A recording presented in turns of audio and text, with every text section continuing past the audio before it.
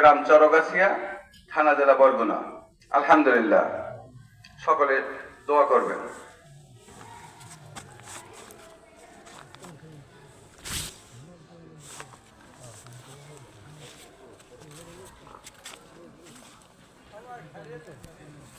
এরপর পাগড়ি প্রদান করা হবে হাফেজ মোহাম্মদ আল আমিন, পিতা মোহাম্মদ আনোয়ার হোসেন, গ্রাম লতাবাড়িয়া, থানা জেলা বরগুনা।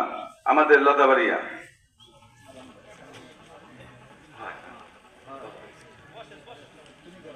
আলহামদুলিল্লাহ।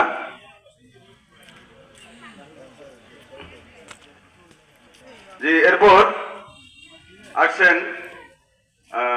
হাফেজ মোহাম্মদ সাব্বির হোসেন, পিতা আল আমিন হাওলাদার, গ্রাম শরণখোলা, বাগেরহাট।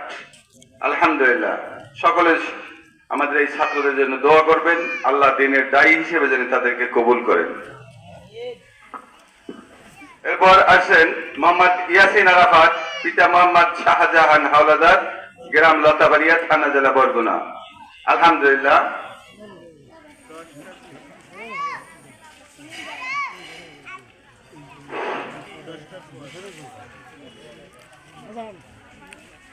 আলহামদুলিল্লাহ। এরপর আসেন হাফেজ মোহাম্মদ ফরিদুল ইসলাম, পিতা মাসুদ তালুকদার, গ্রাম লতাবাড়িয়া, থানা জেলা বরগুনা।